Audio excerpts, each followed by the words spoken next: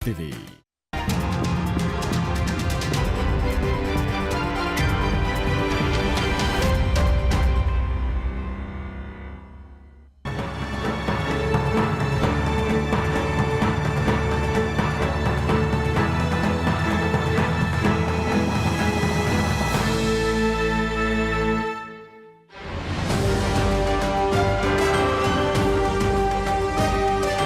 Harga mahal sebuah keadilan.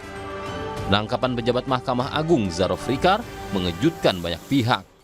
Di kediamannya ditemukan uang sekitar 921 miliar rupiah dan emas sekitar 51 kilogram.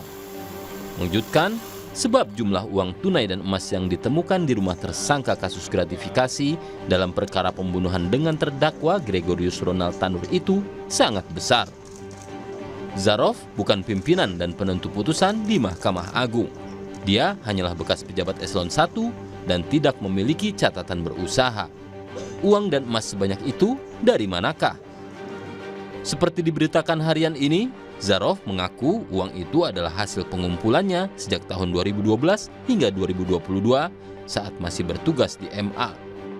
Secara hitungan sederhana, berarti dia setiap tahun mendapatkan dana lebih dari 90 miliar rupiah.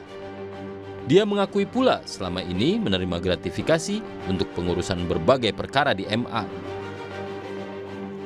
Berbagai kalangan yakin dana dan emas yang ditemukan di rumah Zarof bukan hanya terkait kasus Ronald Tanur. Diduga ada jaringan mafia peradilan di baliknya. Apalagi menurut Zarof, 10 tahun ia mengumpulkan barang bukti itu. Juga ada kemungkinan dana yang mengalir kepada Hakim Agung yang mengadili kasasi Ronald Tanur.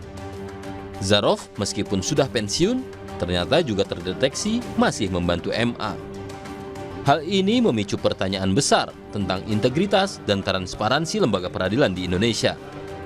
Temuan yang mencengangkan ini menjadi bukti mendesaknya reformasi dalam sistem hukum. Kasus ini memerlukan penelusuran mendalam oleh penegak hukum, terutama Kejaksaan Agung yang sejauh ini bisa mengungkap aspek penting dari kasus tersebut. Namun, penyelidikan tidak boleh berhenti pada penangkapan individu. Harus ada komitmen penuh untuk mengungkap semua pihak yang mungkin terlibat dalam mafia peradilan supaya kepercayaan publik terhadap sistem hukum bisa pulih kembali. Presiden Prabowo Subianto perlu juga menyatakan perhatian yang jelas mengenai temuan di kediaman Zarof. Penegakan hukum dan pemberantasan adalah bagian dari Astacita sebagai landasan kebijakan pemerintahan Prabowo Gibran Rakabuming Raka.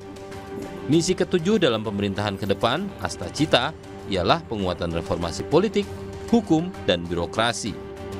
Misi ini menjadi salah satu prioritas demi menciptakan pemerintahan yang bersih dan efisien. Pemerintahan Prabowo Gibran berkomitmen memperkuat reformasi serta meningkatkan upaya pencegahan dan pemberantasan korupsi. Saatnya Presiden menyampaikan perintah tegas supaya penegakan hukum bisa berjalan transparan dan tidak tebang pilih.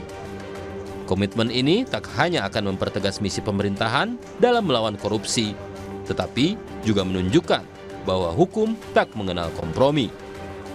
Penangkapan ini adalah juga ujian bagi pemerintahan baru untuk membuktikan komitmennya dalam menciptakan keadilan bagi seluruh rakyat Indonesia. Bukan hanya bagi yang bisa membayar aparat penegak hukum.